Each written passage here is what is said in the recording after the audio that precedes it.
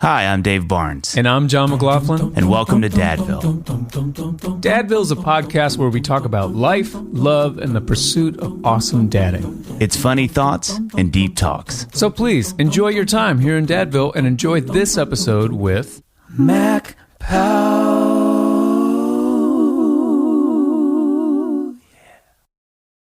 Your facial follicle scenario is always inspiring. Yeah. Thank you. When was the last time that you were totally clean shaven? I think it was in the fourth grade, maybe. Yeah. Fifth grade. Which semester? I'm guessing first semester. Oh, definitely the second one. That is so good. That is I'm a late bloomer, so it was definitely second. The second semester. It is the most robust. I think it. John, help me out here, but I think it's the most robust facial hair situation we've had on. It's really substantial. It might be. It's very nice. How much time are we spending trimming that thing up and maintaining? Zero. You have a team of people that do that? Yeah. It's I had to not bring a keyboard player on this tour so that I could have keys are the first to go. Yeah. The barber had to be. You have two aux perk players, but the keys guy has to go. What I gotta do is find a barber that can play keys, and then I'll be fine. Bro, listen, the way the music industry is going, that will 1,000% just will find be a thing. any barber in Nashville, and they can probably Steve Mason. I get Steve Mason to play for me. Steve could do it. Yeah, Steve would crush it. Soccer Moses himself. You know, the thing, I was reminded of this. I just got off opening for Lady A this last year, and something that I just don't. Yeah, you're welcome. Something I never think about. That was a minute and a half.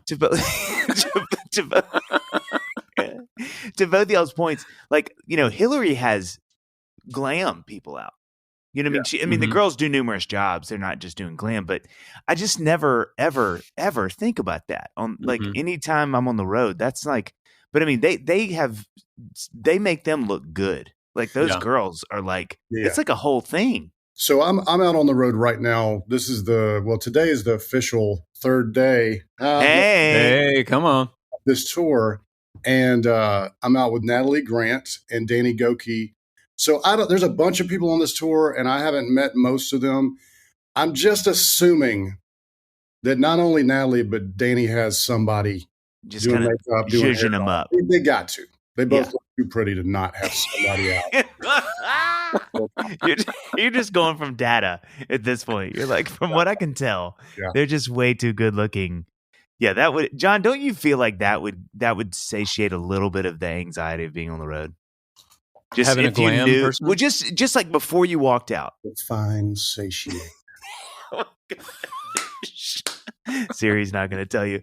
But wouldn't it make you feel better just that last check, right before you walk out, someone's like, "I'm here," kind of. Yeah, I will say all I need is just somebody in that last moment just to make sure something's not coming out of my nose. That's the whole thing. But I will say I've never had anybody obviously on the road, a glam person on the road.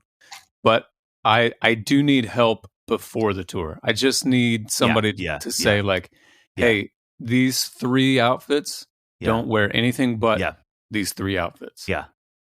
That is something I say this a lot, but if I had just incredible amounts of money, I would, the first thing I would spend it on would be someone that just picks out clothes for me.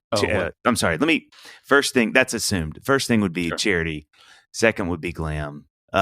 Hey, charity is your stylist. We used to have a lot of God gave me you money. So where'd that go?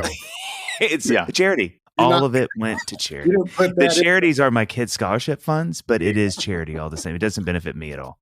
But I would love that. So, Mac, as you guys can hear, you're thinking, I know that voice, everybody listening. And you imagine the beard. You put it all together and you go, is that Mac Powell that they're talking to? And that is where you are actually right, Dadville listeners. He is out. You realize the people are not. See, we're seeing each other. We're looking at each other doing this. They'll never see this. So when you guys are talking about how great my beard looks, they have no idea. That's why we say it, because then if we're wrong, they never know. Powell.com. Ever the salesman. I was Googling some photos of you, and I mean, they can just Google Mac Powell, and some great shots will come up. I did that today, as I do most days. Today, we just happened to be interviewing you. Typically, Google or Bing, if you want. Or Bing. Wow. And Bing. That is Bing it. That is such a wow. I'm still reeling from that call out. Doesn't Bing it sound better than Google it? Bing it does, yeah. Bing it. Yeah, they have a lot of thoughts about that. Okay, so Mac, we always start with the brag sheet. Just getting to know you. So this is you got some things in here, man. This is no joke. Okay, you on Wikipedia? We're on Bing actually. I just typed your name in. We're seeing a lot of weird stuff. We just typed in Google and Bing, and these things came up. Okay, so formed third day in '91 along with Mark Lee. Band was inducted into the Georgia Music Hall of Fame in 2009. And I'm being serious when I say this. That is no joke. Georgia. That is a significant state for musical output. Yeah. In fact, one of my favorite things, usually on my Christmas tour, I play the oh my gosh, of course I forget it right now. Downtown Atlanta. Shoot, there's a theater there. No, that was mean. It's smaller than that. I can't believe I forgot it. Oh, Georgia Dome. No. Okay, stop, John. You can't say anymore. One of the things that they have on the wall in this theater that I play that I'm so embarrassed I can't remember right now is this really cool Fox Theater. No, stop doing that. All of them are smaller. It's small. Why do you guys do that? That is so mean. 2 nights at the Fox Theater. But one of the things that this place has, I'm going to think of it later, is this really cool. Somebody made it. It's the outline of Georgia. And it's so cool because it just has all of the names of like Georgia's famous musicians, and it is crazy. It's crazy. Yeah. So I'm digressing too much. Okay, so inducted into the Georgia Music Hall of Fame 2009. Sold over 7 million records, 28 number one songs on the Christian charts, won 4 Grammy Awards and 25 Dove Awards. We call that an aviary. The band appeared on The Tonight Show with Jay Leno, Late Show with Craig Ferguson in 2008. Third Day became the first Christian artist to embark, I didn't know this, on a USO tour performing for American troops in Iraq and Kuwait. That's so cool. Released your first self-titled solo album in 2012. Won 2002 Dove Award for Male Vocalist of the Year. I've always said that about you. Such dulcet tones. Collaborated with Stephen Curtis Chapman, another Dadville alum, Brooks and Dunn, and Randy Travis. Fun facts, and this is really good right here. I'm coming in with a humdinger on this first one. Used to play in a band called Nuclear Hoedown. That's right. Wow, you didn't even, there's no pushback. Father of 5 kids. And the Third Day song, This Is Who I Am, was used in a NASCAR video game. And that's fun facts, folks. That's some fun facts. Okay. First of all, video game. Some of those, I'm just like, I can see why we're still using the 7 million records sold, 4 grand. I can see that stuff. But some of those little facts in there, like, are we still? That's a shout out to our producer, Jason, who was on the Jay Leno show. Who remember, like, hey, we find it all. We find it all. Yeah, listen. Nothing is safe. Okay, nothing. Have you played the NASCAR video game 5 times?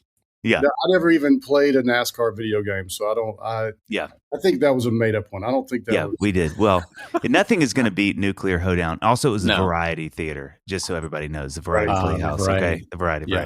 By the way, Nuclear Hoedown is trademarked, so don't think about. Okay, John, we can. That. We were gonna. We tried the I already had like 5 different ideas for that. The merch was already done. It was like boom. The merch is the easiest thing that's ever happened. You just do the radioactive thing. It's just that, and then like the faces of the people or the little. We actually had a poster made. It was a fiddle that was with a nuclear. Oh yes, it was. Yes, it was. And that guy, whoever designed it, was like, "Wow, what am I doing with my life? How did these kids get my number?" Okay, so I want to start here, and this is just me being really selfish, Mac. Third Day, I literally this morning I sat down and listened to the first few records. I'm not kidding, and it felt like I felt so many things listening to those. I felt like transported back to a time. I felt emotions. I started sweating. I grew half of a beard, which was just called to my face, and it happened. Anger, sadness at the same time. Listen, everything, okay? All the emotions. It was all the emotions. But here's something that I really do want to know. You guys were, to me, that was absolutely the heyday of incredible Christian music. To me, I think nothing will touch that. And it really, for me, was the perfect time because I was born in 78. And so that was like kind of high school for me, kind of a couple last years of high school, and then most of college for me. And so, seeing you guys come through either Nashville or, all these bands come to MTSU or in school, like I got to experience that at the perfect time, like that was when it was all happening.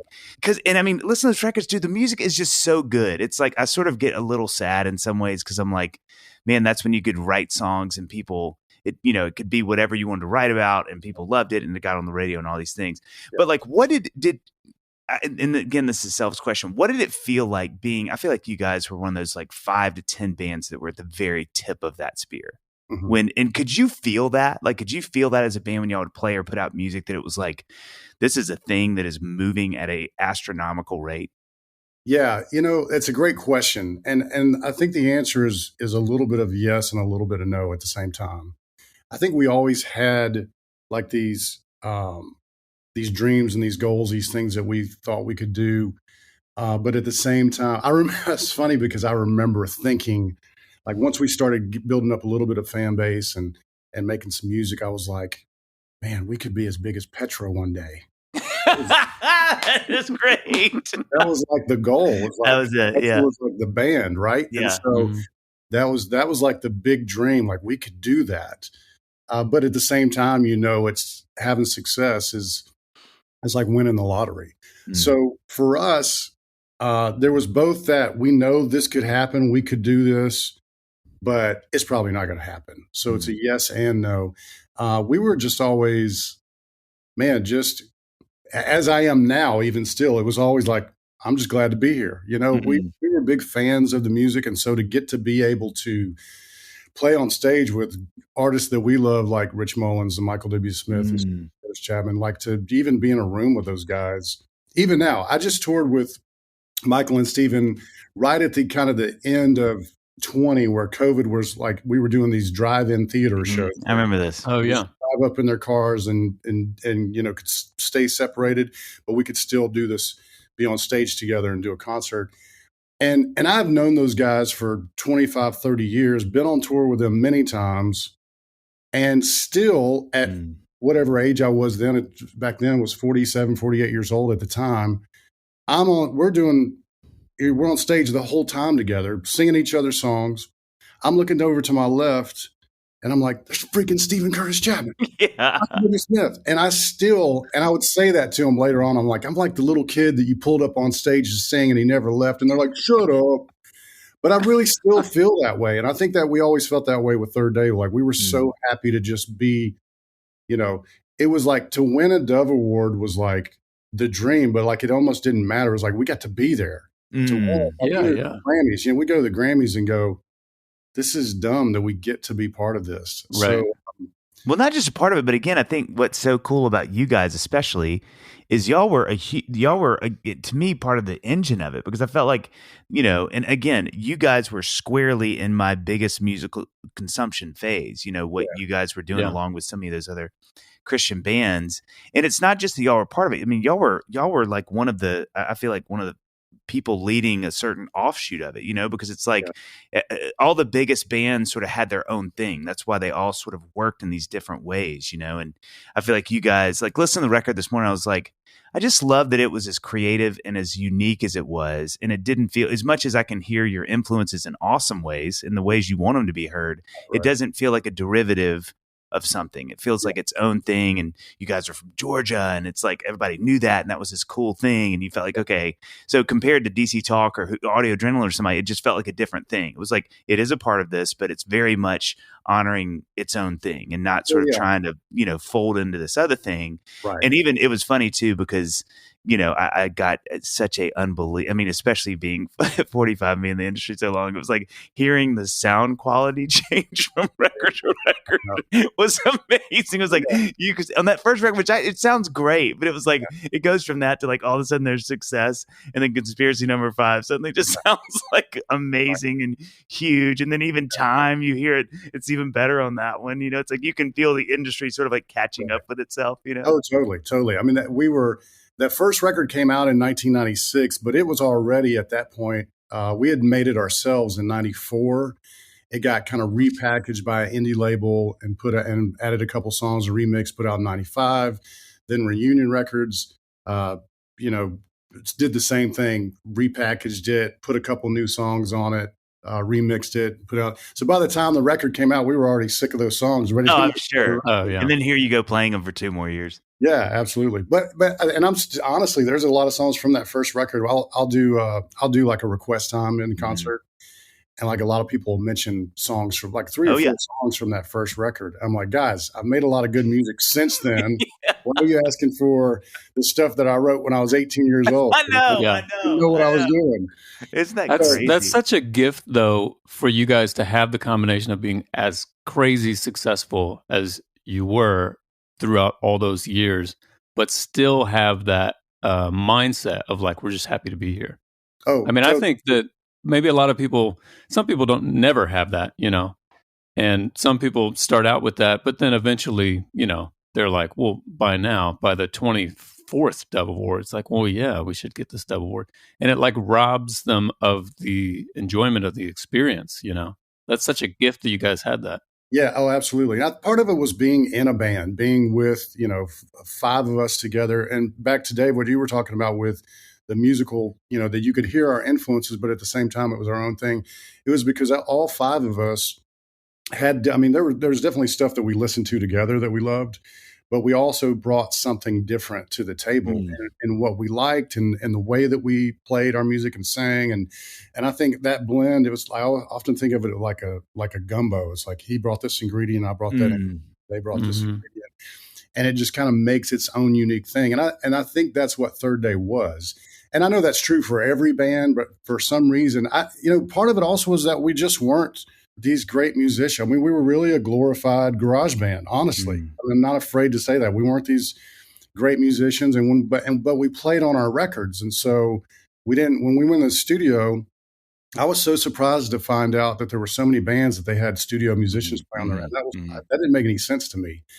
And so and then we never used tracks live either. So it was kind of like, you're just going to get what you're going to get, the warts and all, the good and the bad with it. I think that was one of the things that made Third Day unique.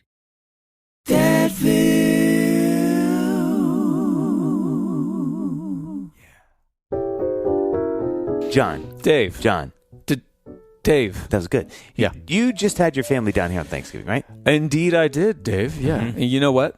Every time they come down here, one of the first things they want to hit is all the good coffee shops. But this time, I threw them a curveball. And you know how I throw curveballs. Well, I've always called you Nolan Ryan. Did you go bar hopping instead? What was the option there? What are you doing? It's funny, of course. No. I told them, hey, guys, what if I tell you that the best coffee in town is right here in my kitchen? And I'm sure they all gasped. Emphatically. Yeah. Yeah. But you know what? I'm right. You are. Yes, you are, John. Because you made them the sponsor of today's episode and My Morning Cup of Joe. Let's sing it together. Methodical coffee. Methodical coffee. I like how we started on the exact same note. I know. I was really amazed by that. That's because we drank so much of it together. Methodical coffee has craft coffee and tea for people of all kinds. Roasted, blended, brewed, served, and perfected by verified coffee and tea nerds.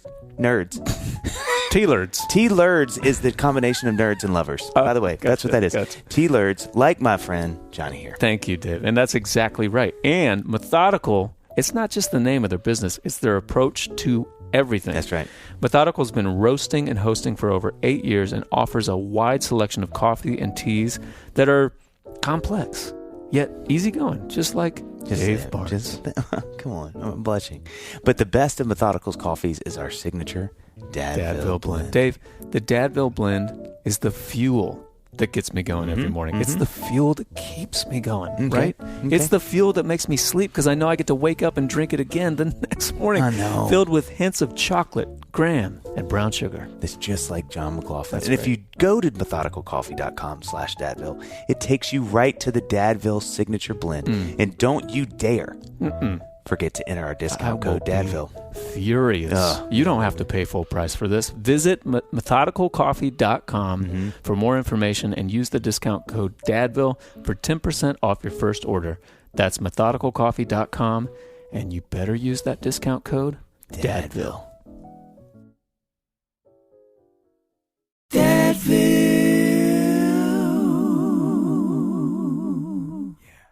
Well, I think that's what's so cool about what you guys were doing and why that time in Christian music was so cool, because that was celebrated.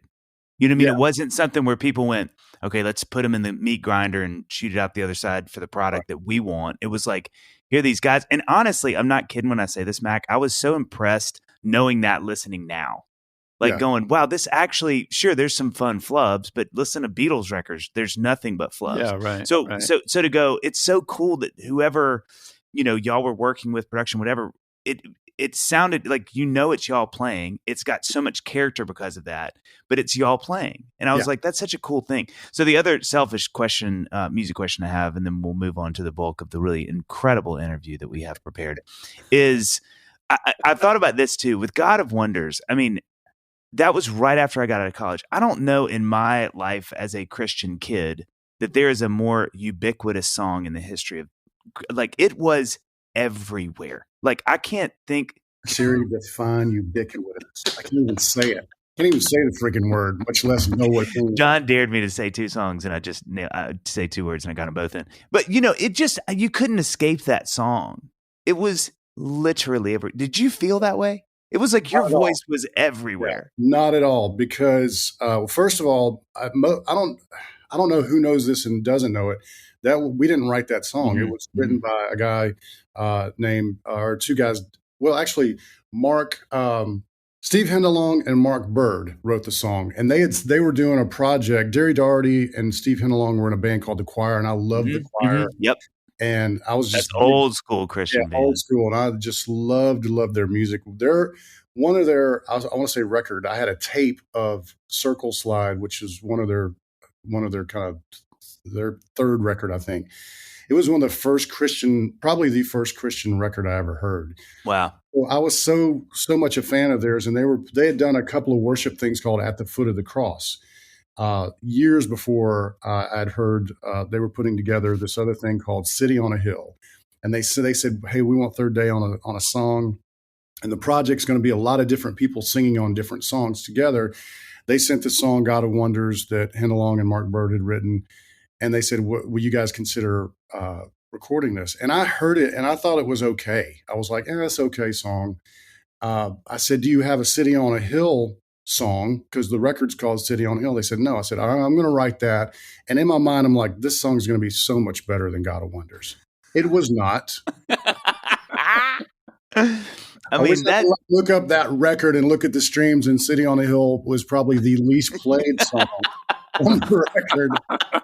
And and also we wrote all our own stuff. So it was hard for me to, every once in a while we would find a song that we loved and we go, oh, we're going to do this song. But 99% of the stuff we did, we wrote.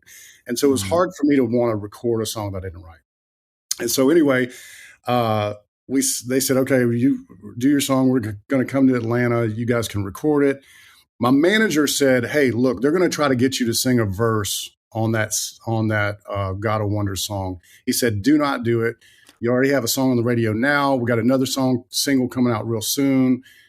We don't want to get, things to get kind of messy with too much stuff. So don't sing on that song. Go record your song, get out of the studio. I'm like, great.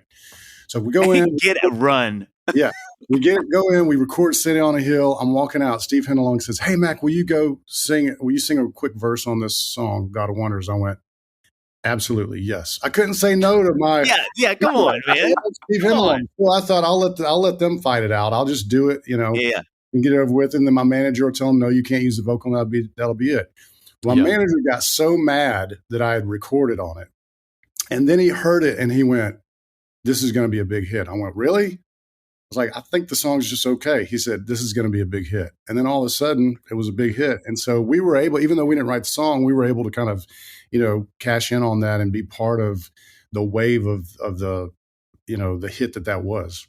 That song, I mean, that's a great song. It's such a good song. And it's just everywhere. I feel like that was like, again, it felt like to me kind of toward the end of that season of CCM where it was like bands and really celebrating really cool, unique, weird songs and bands and stuff. And it's sort of like, that was right at the tail of that for me. But I mean, what a just monster. And it's definitely a song, I never, for me, I get asked all the time, do you ever get tired of singing some of these songs over and over?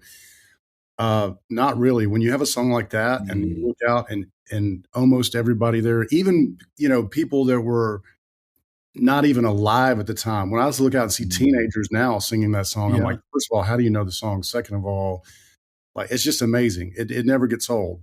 And back to what you were saying earlier about just, part of and I mean this, it's going to sound funny, but I think we were pretty humble because it's easy to be humble when you have this kind of success.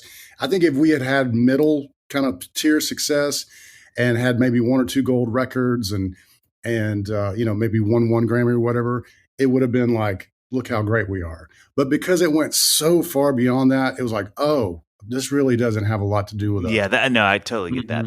It's really well said. Really well said. So what would you say, looking back as Dave like read the brag sheet, and I'm sure there's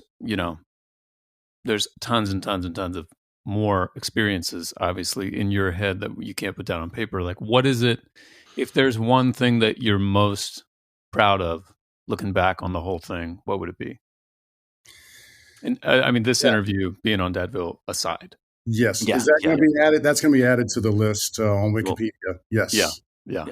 Man, honestly, I think it really doesn't have a lot to answer that question. It's not got a lot to do with any of that stuff on the list, even though that stuff is cool. I think the thing I'm most proud of is that we, remained friends for so long and we were the band. Yeah. We would have other people come out and play with us. Like, we didn't have an official keyboard player, but Scotty Wilbanks played keys with us for 13 years on the road and, played on our records too. So that's the thing I'm most proud of, is that we were the band. What you heard on the records, what you heard live, that was real. As I said earlier, good or bad. And that was what you see and what you hear is what you get. So I think that's probably what I'm most proud of. Yeah, that is truly a rare thing. I think even really then, to some degree, like, because you do some snooping around, you start hearing more of like, oh, well, they didn't really play on that album. Yeah. And you're like, oh, or like, I'll never forget how heartbreaking it was. Like, right after I moved here to Nashville, I started meeting player friends of mine, and they were like, oh yeah, I played on that. I was like, wait, what? They're like, oh yeah, shoot, sorry, sorry. No, you didn't. No, you didn't. That just feeling so.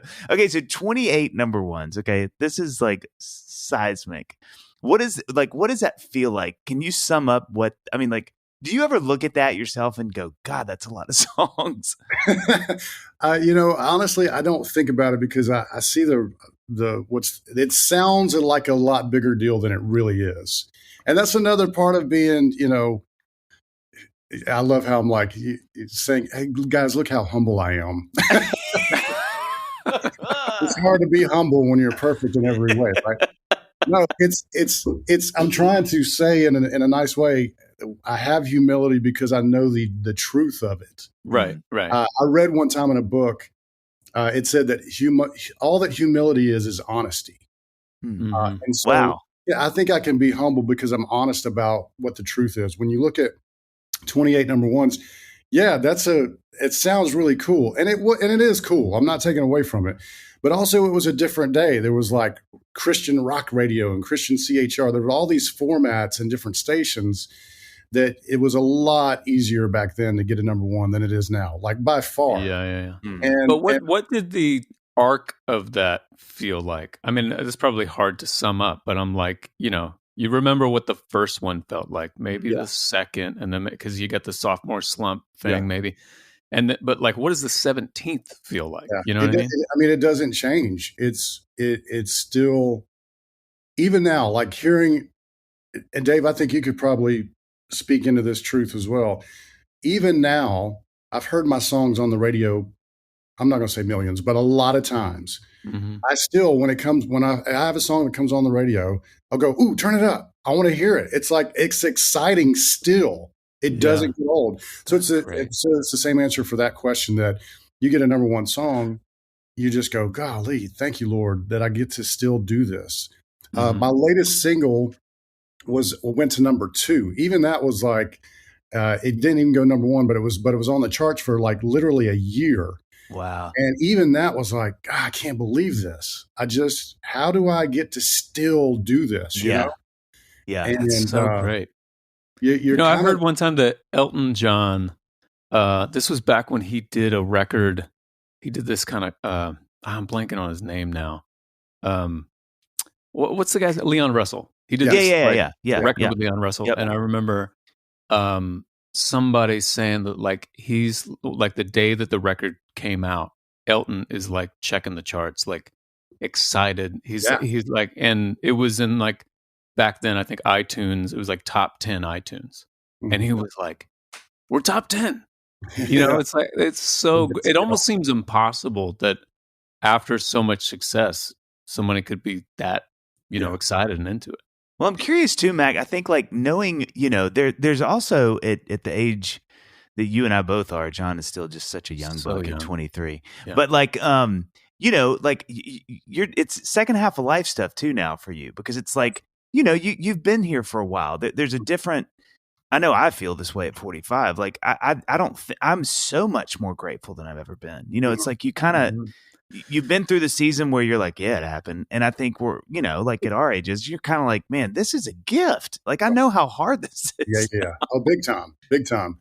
I was talking to a new artist yesterday, and a friend wanted to introduce me to her, and she's like an up and coming country singer. And she was just like saying, her and her dad sat down with me and my friend, and they said, can you give her some advice? And I was like, well, tell me what you're doing. And I was like, I'm so sorry. I don't have any advice for you. You're doing everything that I would tell you to do. And it's like, but the one thing that I said I can tell you is that the things that you're struggling with now, as far as like, how do I write a better song? And then how do I get it on radio? And how do I get more people out to the shows? Those things that you as a new artist are dealing with, that will never change. You will always have those thoughts. I said, I'm 50 years old and I'm asking the same questions. And so a thing that I figured out, and so I said that I don't want to discourage you with that. I want to encourage you with that, to go, it's okay that the spot you're in right now, the very beginning of your career, you're doing what you're supposed to be doing, but it's never going to change. And the thing that I learned a few years ago was that you're never going to figure it out, but you never stop trying to figure it out. Yeah. I know that sounds like a Yoda-ism kind of, but it's like you're never going to get to a place where you go, I got it. I know how to write the hit song. I know how to get, a perfect set list in the show. I know how to not have to like struggle with trying to sell tickets to a show or sell records or whatever. You're always going to have those things.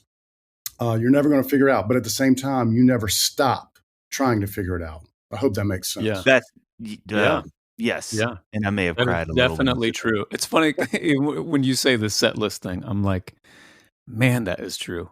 I feel like I have a hometown show next week, and I'm like, I've been working on this set list for like a month. I always feel like I can't do it. I don't know how to do it. Yeah. I'm going to lose the audience every time. Anyway. Right. No, it's true. It's true. And that was one of the things I would get I remember specifically having a meeting with Third Day. It was us and our management. And we were about 10 or 12 years in to like being signed. So we've been doing this for a minute, right? And we're asking all these questions. And I was so mad. I was like, why are we asking the same questions now that we asked when we were brand new? Yeah. And I was so mad about it. And then I went, you know what? That's when it really hit me. I was like, oh, we're not going to ever figure it out. Yeah. That's okay. Right. Yeah. Like this is the way it goes. We're doing it right. I thought about this yesterday because I just announced tour dates this week for next year. And I was like, I'm 45. I've done this for 20. I've been doing this for 20 years now, 20 plus years. And I still feel two things. Nobody's going to show up. And the people that do, it was an accident. Yeah. Like it's like I'm 21. Still. How can I still trick them into coming out or listening? Yes. I feel like when I walk out on stage, there's a couple. There are a dozen people who wanted to be there. The rest, I don't know. Somehow, it doesn't make any logical sense. They dragged all their friends here. They dragged 20 of their friends, each of them. They're looking at their watch going, when is this going to be over with? We got reservations Oh, man. We got somewhere to be. All right. So, Mac, you have 5 kids. Is that correct? That is We've correct. been researching this all morning. Wikipedia is correct on that one. Okay. So, how many... do I love? How many kids is 2 kids? 3 out of 5. I love. How many do I love? 5 kids. Okay. I'm sorry, I missed the question. What was the question? The question is, how many kids is too many kids? Probably 5. Do you feel like... I have a theory on this. I have 2 kids. Dave has 3 kids. Yeah. My brother has 5 kids. I feel like anyone who has one more kid than you have is crazy. Yes. Do you feel that way about people who have 6 kids? You're like, I do. 6? I do. Somebody said something to me yesterday about having 6 kids, and I'm like, 6 kids? That's crazy. And I went, oh, it's just one more. I think that you kind of figure it out. They're really, honestly, when we adopted our 2 youngest ones. So we went from within a matter of a year, we went from 3 to 5 really quick.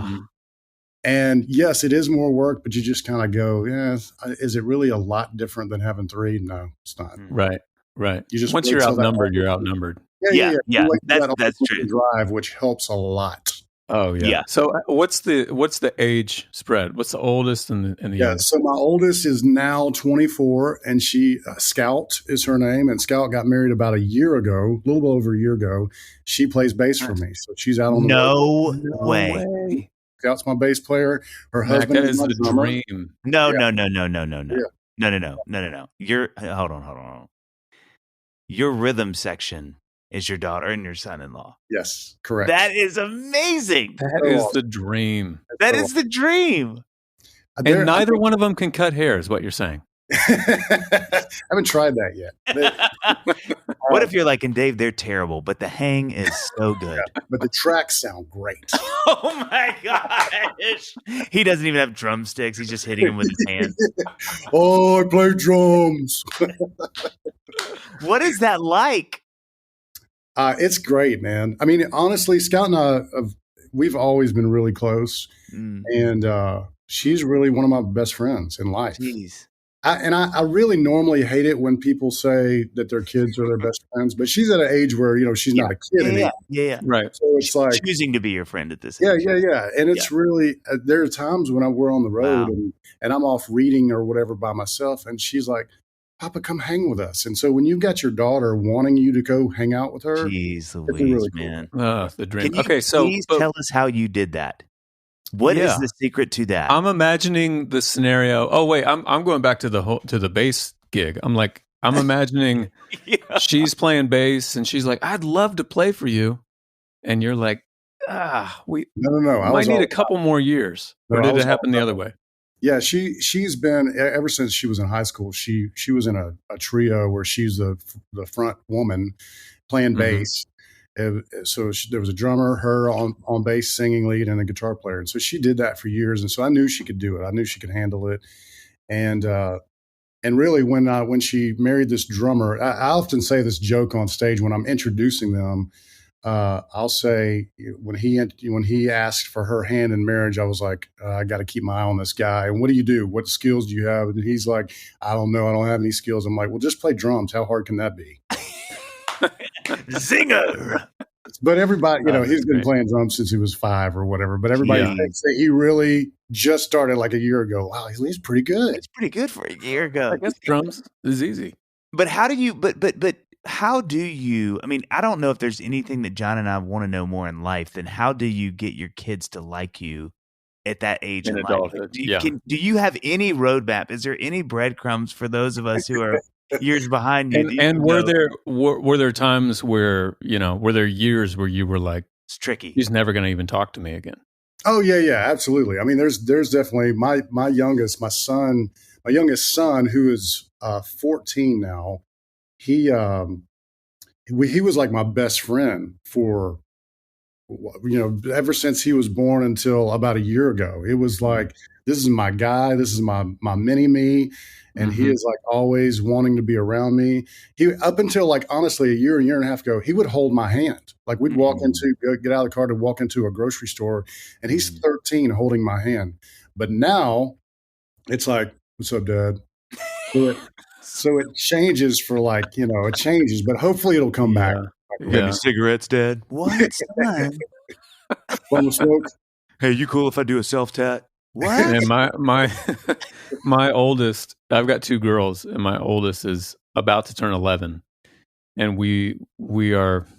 She's going around the dark side. I can see it. You can She's feel it. Not quite as just there with me all the time. This is to John's point, Mac. I really do want your wisdom on this. For those of us like me and John, I have 11 and down. John, like he said, is 10 and down. 10 and down, right, John? About to be 11. Where's she? About to be 11. Yeah, about to be 11. For those of us like John, where you can feel, John, that's such a good way. You can feel the eclipse. Yeah. You sort of see the shadow overtaking. Yeah. What is the word there? Like, because again, I just can't. It's so cool to hear you say that. I love that she wants to be with you. She's at an age where she's volitionally, like she is making that decision. You're not shaming her into it. You're not like jobbing her into it. Now she plays for you.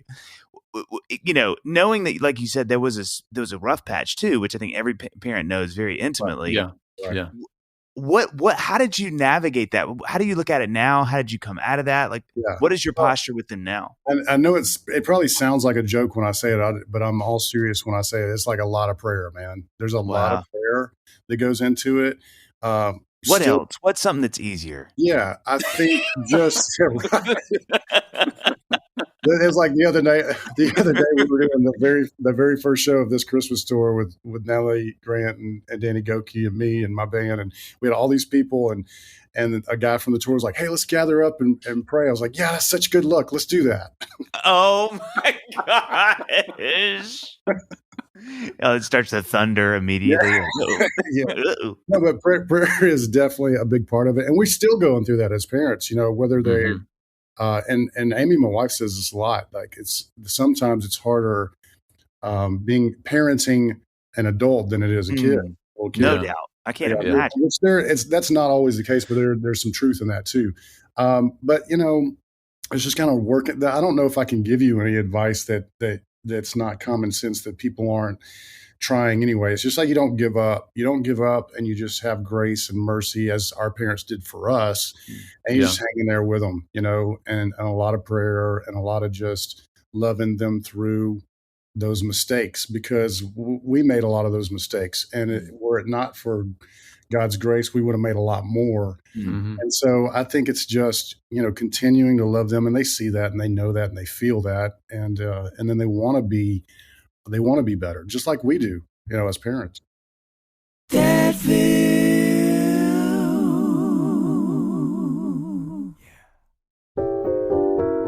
Dadville is sponsored by BetterHelp. John.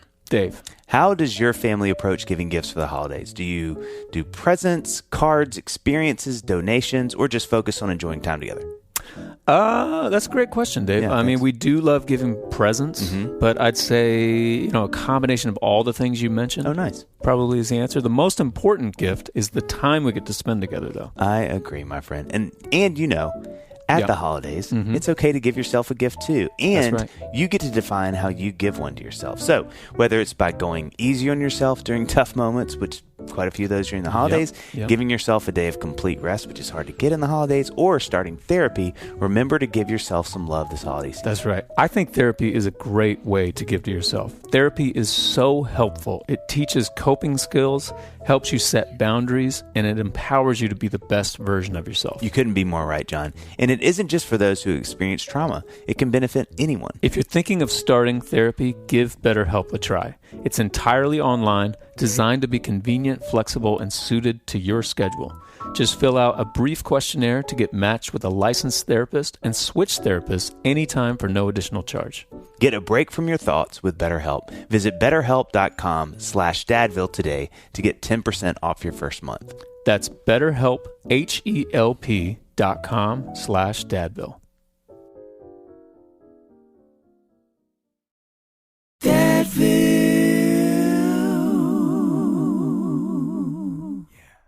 What did it look like in those seasons, especially as they get older?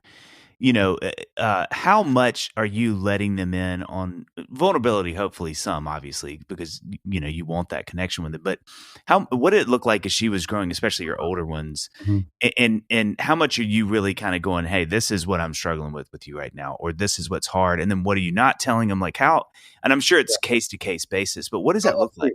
Yeah. It's definitely it's a lot of times you have to be intentional with those sit down. All right, look, we're going to sit down right now. We're going to talk through it. There are times where you just kind of let things slide. And then there's a point where you have to be intentional and go, this is why your mother and I are feeling this way. We have fear because you're doing this, or we have anxiety because you're doing this, and we see where that's going. And you can't necessarily understand, but we've been around the block a few times and we know what this normally leads to. Wow. And it's not good.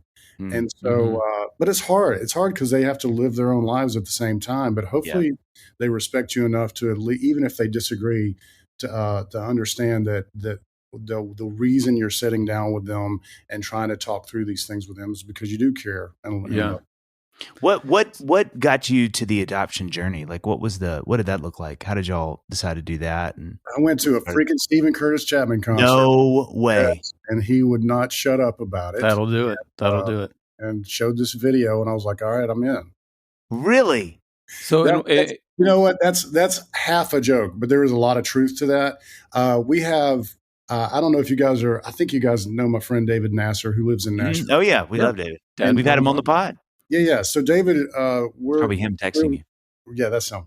Really close. We've been friends for a long time. He and Jennifer adopted Rudy when I think Rudy was maybe 5 or 6 years old when they got him.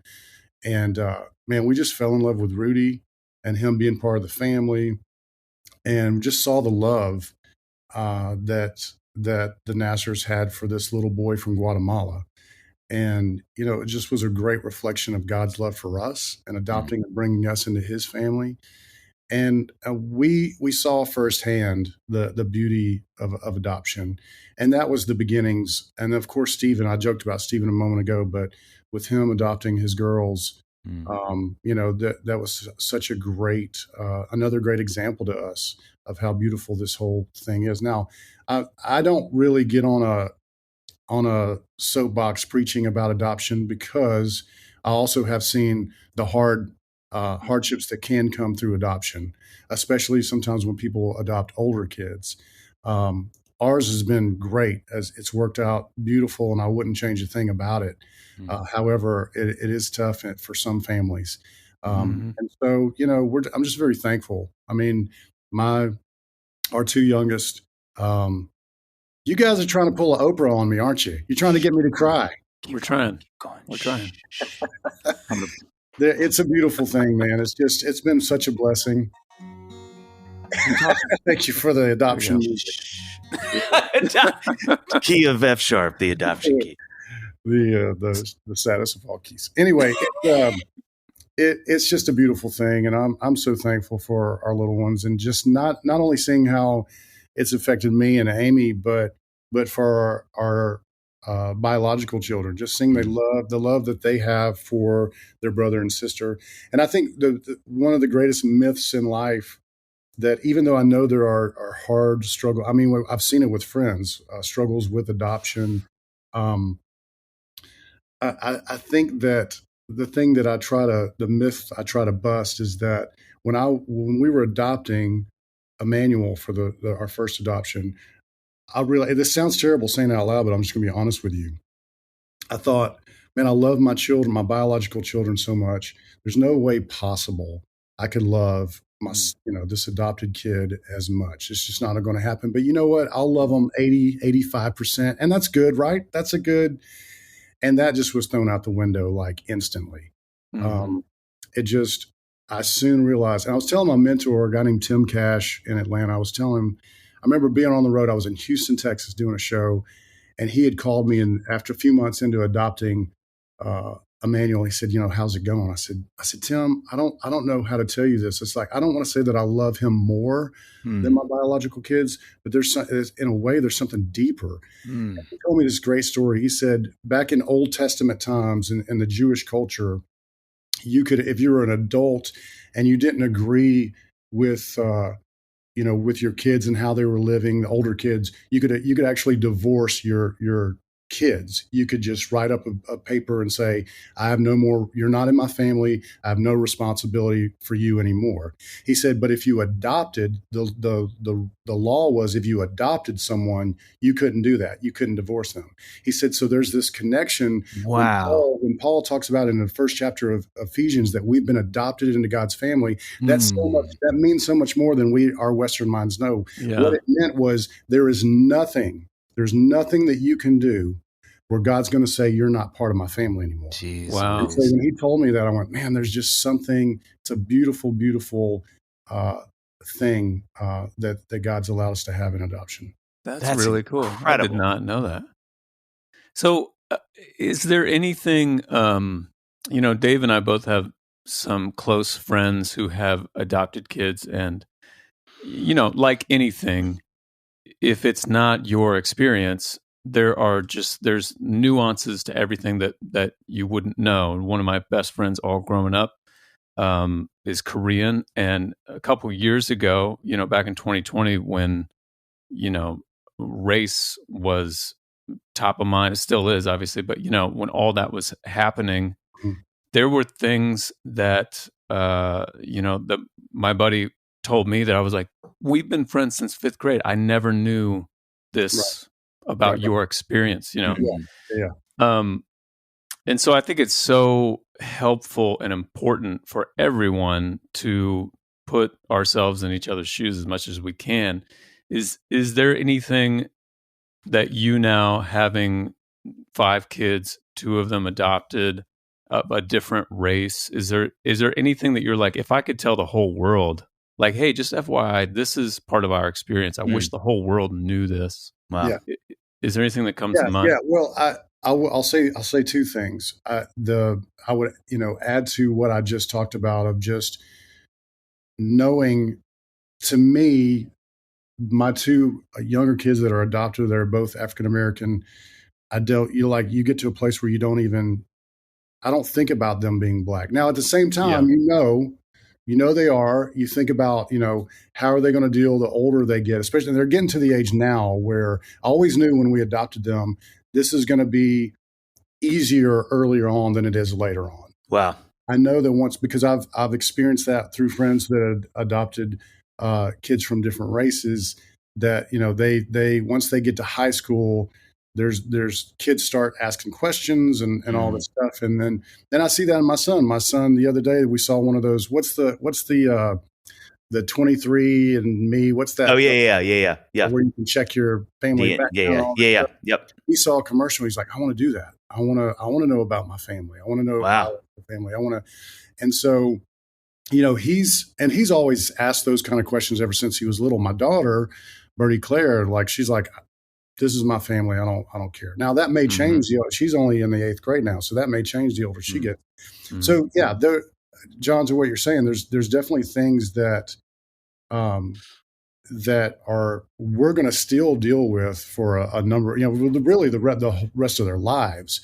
I remember seeing, Amy and I loved the show This Is Us. I mean, it was, and in that, if you're not familiar with that show, there were 3 siblings, and one of them, there was a white male, a white female, and the third triplet, if you will, was black.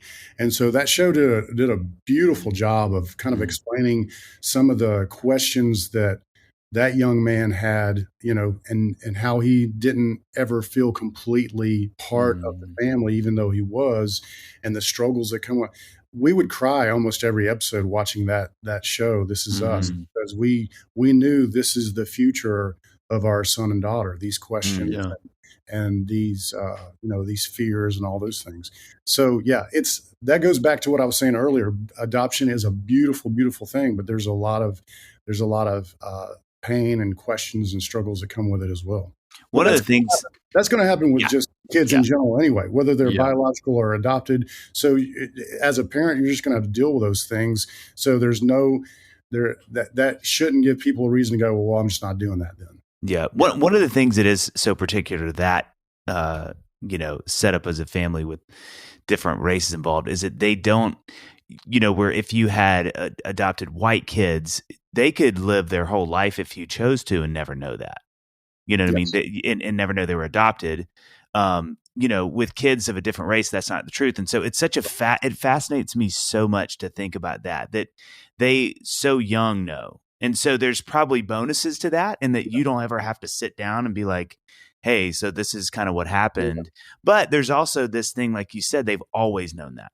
Yes. And absolutely. It's informed their entire childhood. Right. Well, and one of the things, we had to go to these classes before you adopt. You have to go to, we adopted through Bethany Christian Services, mm-hmm. which was a great organization. I highly recommend them. But we had to go to a certain number of classes to kind of, raise those questions and think about those things. And one of the things that they said is like, if you ever think about, as the parent, if you ever wonder something about your child's bio parents or their life or whatever, your child is going to do it 1,000-fold. Wow. So if you're thinking of those things, you got to know, guaranteed, they're thinking about them even more. So it is something you have to have a lot of conversation about. Yeah, that is fascinating.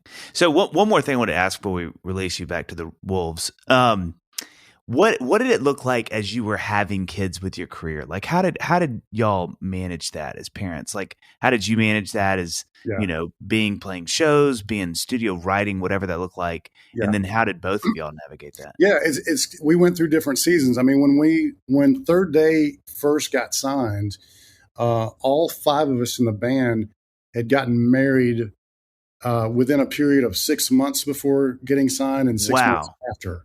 And then we got, I got married. The record came out in the spring of 96. I got married in the end of July of 96, went on my honeymoon, and then I was gone for about 90 days. I was home, I think, 5 or 6 days within a 3-month period. Jeez. And so that was a big, Amy was like, I did not sign up for this. And people always say, well, you know what you're getting into. You don't. You have no idea. Yeah. Even when you're getting married and nobody's going on the road, you have no idea. You think you know, but you have no idea what you're getting into. And so for us, we got to a point where it was like, I have to have my wife on the road. So she came out on the road. Then she had Scout.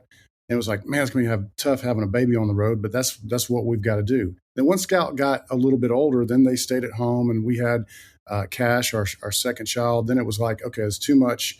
It's easier for the family to be at home. So we went through these different seasons of people being on the road, not being on the road. For us, I really got to a point where I realized, and all of us in Third Day did this, is that we always said this: when you're home, be home.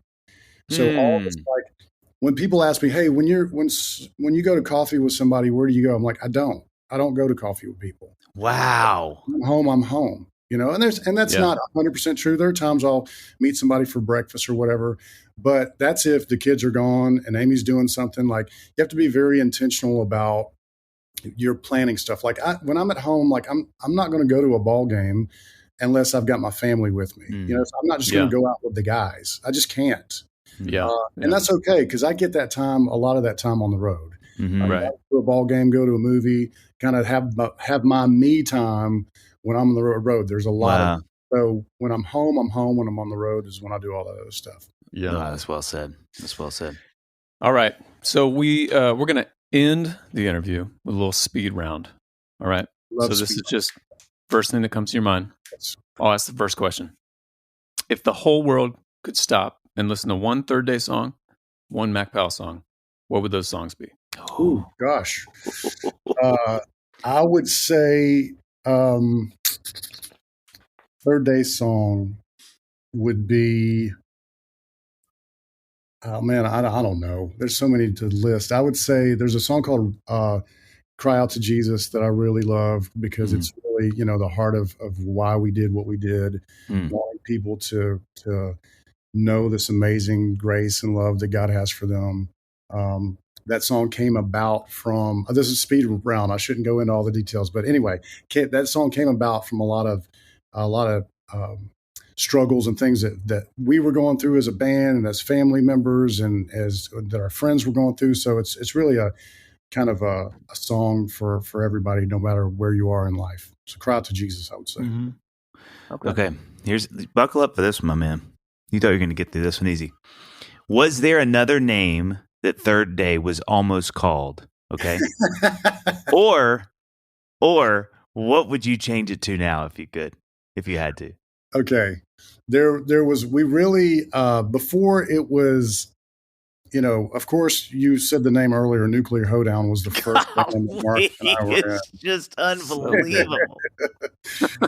We went through a long list of, when you're a young Christian and you're like so excited about your faith, bro.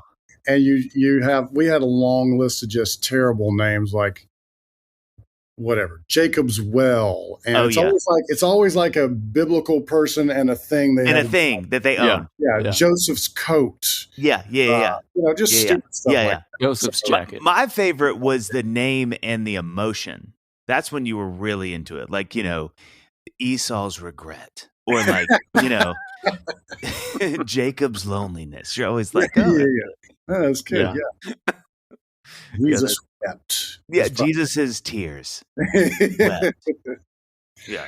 All right. This is a big one. I don't know if this is going to be possible. If you can do this, I'm going to stand and applaud. Okay. Again, this is speed round, and it doesn't have to be in the order, but you get bonus points. We'll have you on 5 more times if you get all these in order. Right.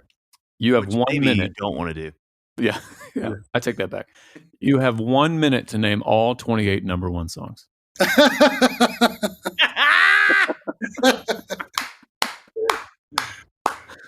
you think you could even do that?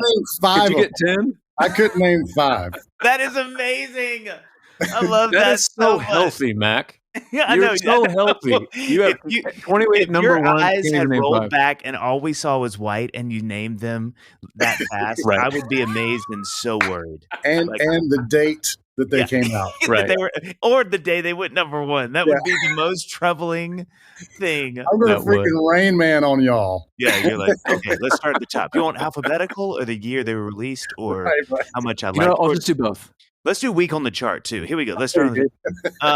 Okay, so finally, if you wrote a book on have you written a book on fatherhood?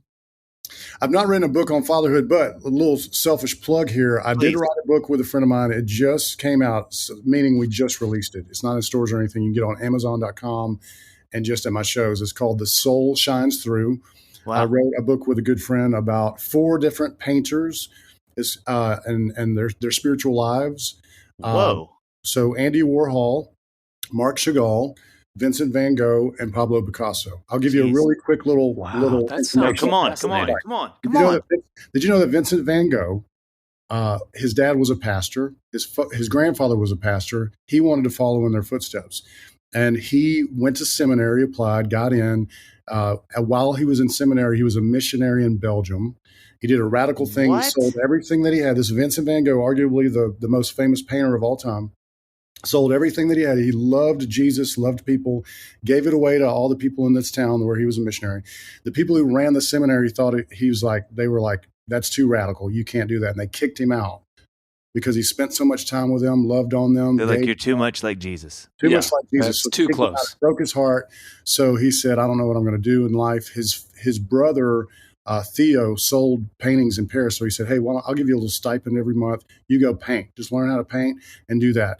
So he died. You're being serious. No, I'm serious. This is like, in my go book. learn how to paint because you don't know what to do. He didn't know what to do. So he started drawing at 29.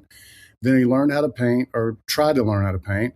He died penniless. He'd sold 1 painting his whole life. Nobody knew who he was. And so there's a lot more to the story. If you go get my book, you'll find out more. But those kinds of stories, Andy Warhol, who's just this wild, crazy artist, grew up in the Eastern Orthodox Church. When he died, he had a prayer journal or a prayer book by his bedside table. He went to mass every week. Served in soup kitchens in New York City. So there was a lot of wild stuff. Now, I don't try to make these guys spiritual giants by any means, but what we tried, me and my friend who wrote the book together with me, we're just trying to show there was spirituality in these guys and in their lives. It affected them and their art in which their art affected so many other people. So anyway, go check it out. That's amazing. I am it's 100% reading this book. That sounds fascinating. Yep. So if you wrote a book on fatherhood, now that you are an author, what would you call it? Oh, crap. I'm a dad. Oh, crap. What do I do now?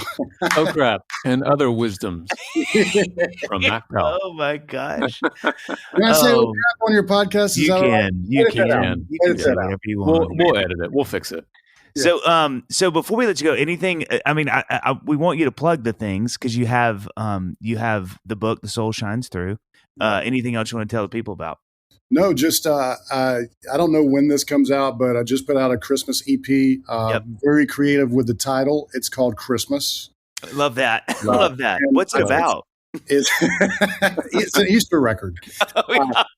I told you the other day, Dave. I was looking for songs. I'm like, what can I record? What's a Christmas song? I want to find something that is just new and creative. That it's not the same old Christmas thing that I've heard. And I found this Harry Connick Jr. song called "I Pray on Christmas," and I heard a couple of versions of it. And as I was studying more about that song, I saw that Dave had a version, and which I love your version of it. It's one of the greatest Christmas songs of all time. It's so cool, man. I actually want to. You probably did this too. I was like, I got to get him on this. I want him to sing on it. No response. Yeah. He is John and I. He is the elusive. He's the Moby Dick. It's like we want him. I mean, he is both of our favorites. Yeah, we'll get him. But it's like Harry, I know he's listening. He's an avid. We can just feel that he's an avid listener. So now it's just about getting him. One of my favorite moments of like Twitter, online, social platforms is he has this famous video now, but at the time not a lot of people knew it. But it's the coolest thing. He's playing in London. Oh, I know what you're going to say. Where he swaps from the clapping because it's a 5-bar, And I retweeted it and just said, like, this is why this man is a genius. This was like a decade ago. And he replied to it and said, so glad you noticed, and retweeted it. And I was like, this is the beginning to us becoming best friends and vacationing together. Yes. It didn't actually lead that way, sadly. That's when you started the podcast with that day. This is the siren song. And let's be honest. That's Harry's loss. That's his loss. Thank you. And oddly enough, is any of our Christian band. So nailed it. We're out of here.